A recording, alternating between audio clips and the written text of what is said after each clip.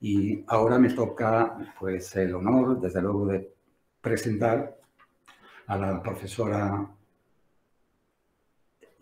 Rusos, precisamente porque nos va a hablar sobre un tema de interés que es las casas museo de Buenos Aires y el legado español. De manera que entonces, profesora Dafne, tiene usted la palabra. Muchísimo a Capire, especialmente al doctor José María Salvador, al doctor Ángel Pasos López, a la directora de gabinete, la licenciada Ana Cuesta Sánchez, a todo el personal técnico de Capire que han sido amabilísimos y de gran ayuda en la organización de esta charla, y sobre todo a la Facultad de Geografía e Historia de la Universidad Complutense por esta oportunidad. Bueno, les cuento que la Ciudad de Buenos Aires tiene hermosas casas museo que pertenecen a casas particulares de personajes literarios, juristas, que funcionan diferente que las casas museo que ustedes tienen en el continente europeo. En general, ustedes seleccionan, por la importancia del personaje, una casa que tiene una ambientación, una historia y que va a transmitir un espíritu de época. A diferencia de esto, nosotros nos encontramos con que la generación que vivió a caballo entre fines del siglo XIX y principios del siglo XX, empieza a modificar sus viviendas particulares en función de lo que había conocido en Europa, para darles a estas un aspecto determinado de casa-museo.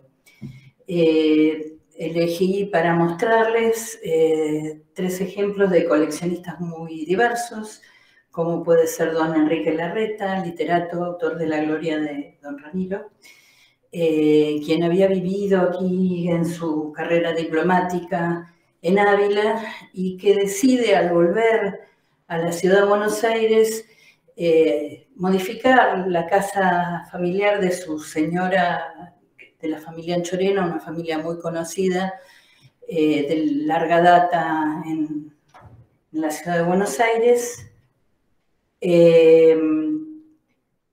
dándole un aspecto español. Para esto, enamorado de la cultura española, va a tomar algunos elementos como esta fachada de la casa de Baldassare Bilbaso y la va a aplicar en una fachada de una casa estilo Renacimiento, Neorrenacimiento de fin del XIX. Siguiendo con esta idea, muestro rápidamente las casas para después mostrar los interiores y cómo es mi investigación. Don Enrique Rodríguez Larreta, después él decide cortarse el Rodríguez y dejarse Enrique Larreta, va a tratar de construir una casa hispana novelada, basada en su novela, modificando cada uno de los aspectos de esta casa moderna para mostrar este patio, que es una fotografía actual, es donde se realizan las actividades de esta casa de arte hispanoamericano Enrique Larreta. Y trae para ellos una serie de muebles moriscos españoles comprados en París y no en España. ¿Cómo era el ambiente cultural como para obligarlos a estos intelectuales, juristas, a volver a mirar a España? Acá tenemos algunas vistas del jardín de la casa de Enrique Larreta, también son vistas actuales. Estaban metidos en un medio donde lo que predominaba era el cosmopolitismo, donde se miraba a Europa y especialmente a Francia, donde se compran los bienes españoles, como el ideal. Iba a haber un grupo de intelectuales liderado justamente por Martín Noel, Isaac Fernández Blanco, Ricardo Rojas, que van a proponer una vuelta hacia lo hispano, para purificar la sociedad, considerando que esta sociedad tan volcada hacia lo francés había destruido gran parte de la tradición del patrimonio, para lo cual deciden reinventar ese patrimonio, copiando modelos europeos también. Este es el patio del Museo Isaac Fernández Blanco, actual Museo Hispanoamericano, que era la casa del arquitecto Martín Noel. Como les comenté hace unos minutos, trabajaban en conjunto y todos tenían esta idea de, cerca de la fecha del centenario, del primer centenario de la Revolución de Mayo, revalorizar el pasado hispano, que había sido denostado, que había sido dejado de lado, por considerarlo bárbaro en función de estas ideas afrancesadas. Aquí tienen la fachada actual de la casa Isaac Fernández Blanco, que está en una zona que nosotros llamamos Retiro, cerca de los ferrocarriles, y que se encuentra rodeada de edificios, como pueden ver. Nuevamente el arquitecto Noel va a reversionar, digamos, las casas españolas para darles ese formato. Si nosotros miramos la historia del Museo de Arte Hispanoamericano Isaac Fernández Blanco, no se origina allí, sino se origina en otra casa colonial o tardocolonial, que era de la familia Fernández Blanco, sobre la calle Hipólito Yrigoyen, cerca de la Plaza de los Dos Congresos, del centro, digamos, gubernativo de la Ciudad de Buenos Aires. Y esa casa Fernández Blanco en este momento es otra sede del museo, tiene dos sedes, la casa Martín Noel y la casa real de la familia Fernández Blanco, y se lo considera el primer museo privado de Argentina que comenzó abriendo sus puertas, como muchas de estas casas, antes de ser considerado museo, desde 1910, a los extranjeros, figurando en las guías de viajes, y ese prestigio que consigue don Isaac Fernández Blanco, coleccionista de instrumentos musicales, coleccionista de objetos de platería, va a hacer que se lo considerara un referente para todo este movimiento hispano, neohispano, lo llamamos nosotros. En ese momento empiezan a haber donaciones espontáneas de las familias amigos y que tenían los mismos criterios que estos intelectuales. En 1921, Fernández Blanco traslada a su familia a otro domicilio y abre de forma permanente el museo, y en el 1922 se lo vende a la a la Municipalidad de Buenos Aires y dona la totalidad de la colección al gobierno, inaugurándose la fecha patria el 25 de mayo de ese año. Estas son fotografías antiguas de cuando el barrio era de casas bajas y era un recuerdo. Esta es una fachada interior del patio, que es donde ahora se hacen las actividades del museo. Aquí tienen algunas de las obras de imaginería que son parte de la colección del museo. Las muestro un poquito más. Algunas son de la colección Fernández Blanco y otras vienen de donaciones posteriores con las que se enriquece. La tercera coleccionista que seleccioné para mostrarles y contarles su historia es la señorita Victoria Aguirre Anchorena, que tiene una labor muy importante dentro del coleccionismo y muy silenciosa. Ella se ocupó de ocultar todas sus donaciones, de hacerlo discretamente y de no pasar a la historia. A pesar de que ella decidió no pasar a la historia, hemos decidido contrariar su potestad, y aquí tienen un retrato de doña Victoria Aguirre, señorita soltera toda la vida, de familia navarra también, como los Rodríguez Larreta, y esta señorita Victoria empieza a coleccionar desde muy temprano, con mucha avidez, no solo elementos hispanoamericanos, sino muchos elementos de la historia no afrancesada de la nación. Todo lo que tenía que ver con la época de Rosas, lo que tenía que ver con la época de la independencia. Ella forma el Museo Victoria Aguirre de Colecciones de Arte. Aquí tienen una foto del catálogo. Este es un interior de la casa de Victoria, que ella hace construir justo en la Plaza de Mayo. La Plaza de Mayo es la más importante desde lo simbólico, es donde se hacen las manifestaciones, si ustedes miran los noticieros. Y las marchas son justamente desde el Congreso, donde estaba la casa de Fernández Blanco, a la Plaza de Mayo.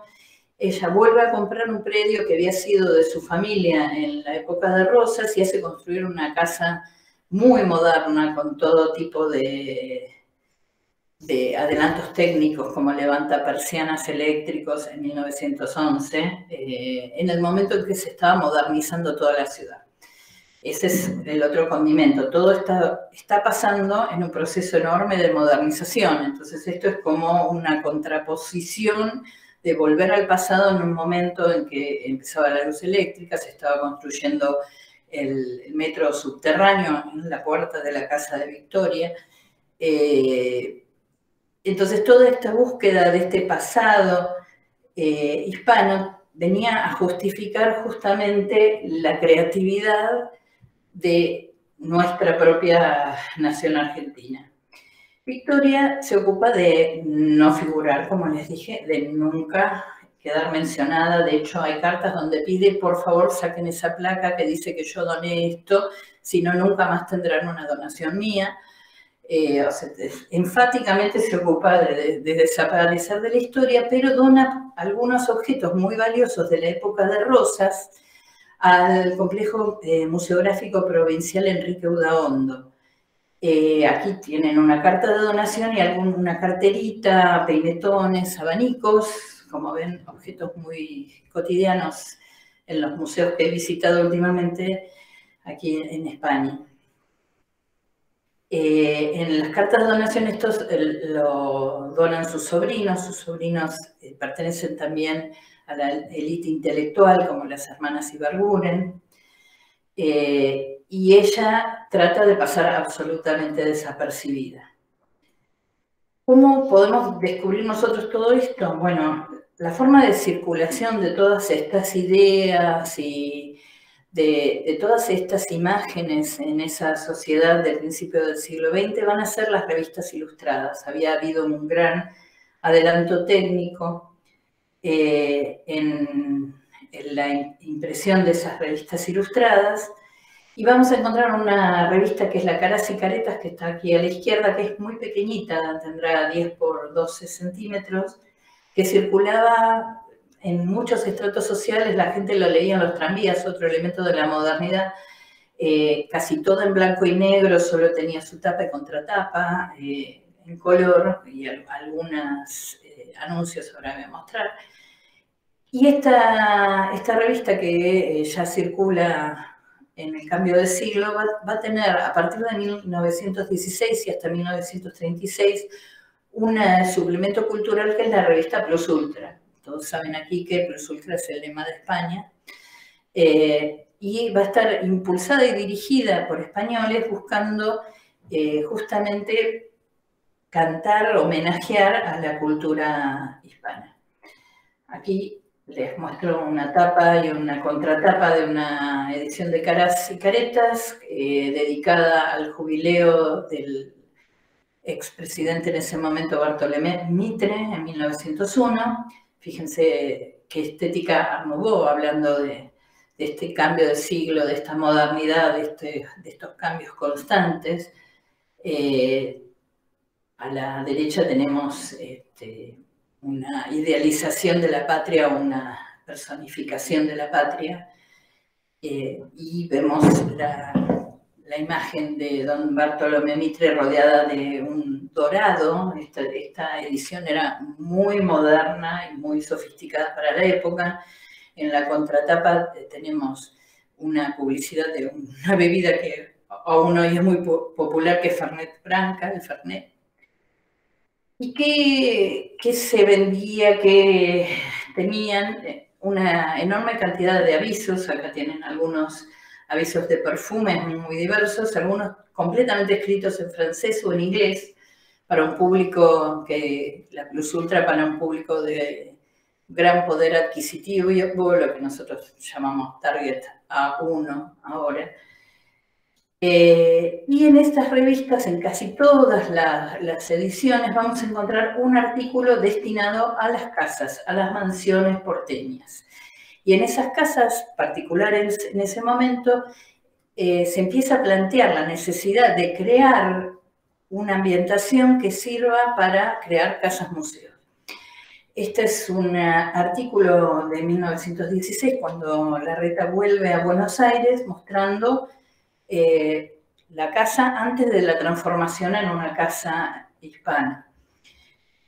Lo vemos a don Enrique en el centro de la casa va a ser la protagonista de esta nota, y en esta nota él dice que quiere propulsar las exhibiciones y de arte hispano, que era la forma de mejorar la ética del país. O sea, él creía que había un problema ético y que la forma de solucionarlo era a través de acercarse a las raíces hispanas. Al poco tiempo empiezan a salir cada vez más notas mucho más ilustradas. Ahí vimos una sola foto. Y en las Plus Ultra, en las revistas Plus Ultra de 1918, vamos a encontrar artículos que tienen 6 o 12 hojas con 14 fotografías, que en ese momento era un despliegue muy grande.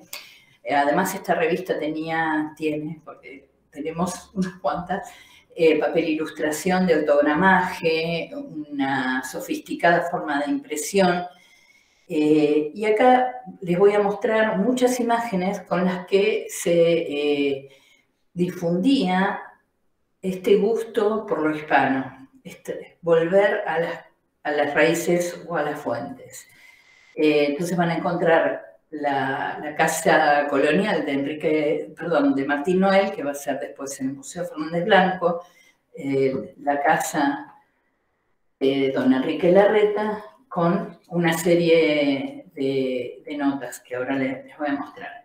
Pero va a haber una personalidad que va a sobresalir, que es Antonio Pérez Desvaliente de Moctezuma, quien es un granadino, nace en Granada en 1895 y se muda a Buenos Aires en 1912. Y él empieza a escribir en estas revistas y a colaborar con un diario que tiene todavía continuidad, que es el Diario de la Nación, y empieza una fuerte campaña para volcar el contenido de estas casas, museos o estas grandes mansiones en las revistas. Con lo cual empezamos a ver este tipo de fotografías con viñetas muy importantes, con artículos de opinión firmados por intelectuales de la época, donde proliferan las imágenes y que se difunden por la población. Se empieza a jugar una contraposición entre el gusto por lo moderno, que estaba llegando a Buenos Aires en ese momento, y el gusto por lo neocolonial y lo neohispano, que va a jugar como contraposición a los procesos de globalización. Este hispanoamericanismo, que podríamos ver liderado por Larreta, Fernández Blanco, Rojas, se va a manifestar en estas revistas, además, con la impresión en cada una de ellas, no solo de estos artículos sobre las casas museo, sino de poemas, cuentos y reproducciones en color, en muy buena calidad, de Sorolla, Zuloaga, Anglada, Rossignol, que empiezan a ser coleccionadas y difundidas en los espacios comunes. Se las enmarca y, digamos, se conoce rápidamente toda la obra de estos artistas. Estos artículos de Moctezuma, además, se van a complementar con los artículos que escribe su hermano sobre heráldica, tratando de reflexionar sobre los orígenes de las familias argentinas de raíz hispana, y con una amistad a través de Enrique Larreta con la Casa Nordisca, que va a publicar los catálogos de las colecciones de la aristocracia porteña. Sobre la residencia de Enrique Larreta en Buenos Aires, Moctezuma publica: circunda a la casa un pequeño y cuidado jardín de ambiente granadino, donde ha obtenido el señor Larreta felices perspectivas y amables rincones solitarios, que parece no sentir la extrañeza de su apartamiento de Andalucía. La fachada que da al jardín tiene un poético aspecto, con su pared blanca ornada de plantas trepadoras y sus pequeñas rejas rematadas en una cruz de hierro, evocación de Zafra y Santa Isabel la Real, estos conventos de Granada donde el ciprés cobija bajo su rígida copa rosales, madreselvas, jazmineros, fuentes de azulejo azul o blanco, aljibes de moruna tapia y recortado a rayán de verde perenne. Cuando vemos cómo es actualmente el jardín del Museo Rodríguez Larreta, vemos que ha podido concretar su sueño, tiene plantas centenarias, este arbolado refresca. En este momento el barrio de Belgrano es un barrio de altos edificios con una vida comercial muy activa. Belgrano es un país en sí mismo, eran las afueras de la ciudad de Buenos Aires y se convierte en 1880 desincorporado con la capitalización y bueno, en este momento es un barrio muy pujante que tiene este hermoso pulmón en el jardín andaluz de don Rodríguez Larreta, perdón, de don Enrique Rodríguez Larreta. ¿Cómo eran estos artículos? Eran muy pormenorizados. Acá tienen algunos detalles de la casa Martín Noel, estos son escaneados de las fotos, donde vemos los interiores que están yendo hacia el pasado hispano, con variedad de estilos mezclados, con mucho énfasis en la imaginería religiosa. Estuvimos hablando con algunos miembros de Capire que en Buenos Aires no tenemos medioevo, pero que hubo una afición por coleccionar. Tampoco tienen los coleccionistas retablos anteriores a 1500 o tablas anteriores a 1500, es muy raro, están en colecciones privadas, pero estos interiores fueron conservados parcialmente cuando esto recién en 1900, Museo Fernández Blanco en 1922, pero la casa de Rodríguez Larreta se convierte en museo en 1962, muy posteriormente. Acá podemos ver algunas imágenes de un artículo de la revista Plus Ultra firmado por Fernán Félix de Amador, y la imagen que está a la izquierda corresponde a una de esas láminas que acompañaban cada una de estas entregas de una casa museo. Siempre había una lámina reflejando una obra de la colección a la que pertenecía el artículo completo. En 1929, con bastante posterioridad, la revista Plus Ultra hace un homenaje a la visita del presidente de Estados Unidos, Herbert Hoover, y muestra la casa de Martín Noel como si fuera la residencia de Hoover, porque es donde se albergó a Hoover. Nos permite ver algunas imágenes parecidas y otras de cómo era la imagen en ese momento. Pero cuando se eligió con qué agasajar a un presidente norteamericano, se eligió darle una residencia neohispánica.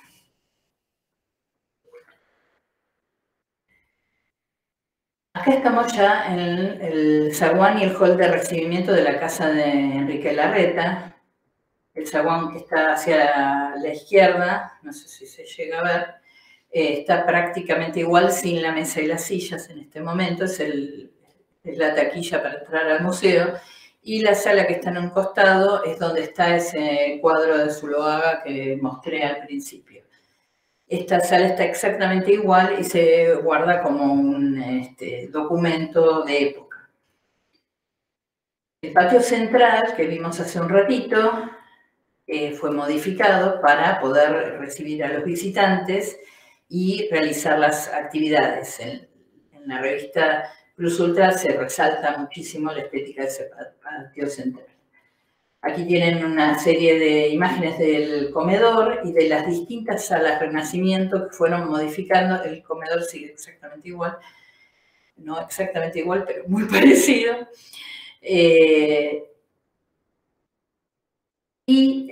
Se resalta en color la capilla y un retrato de la reina española en un insert aparte, como posibilitando la colección de ese retrato.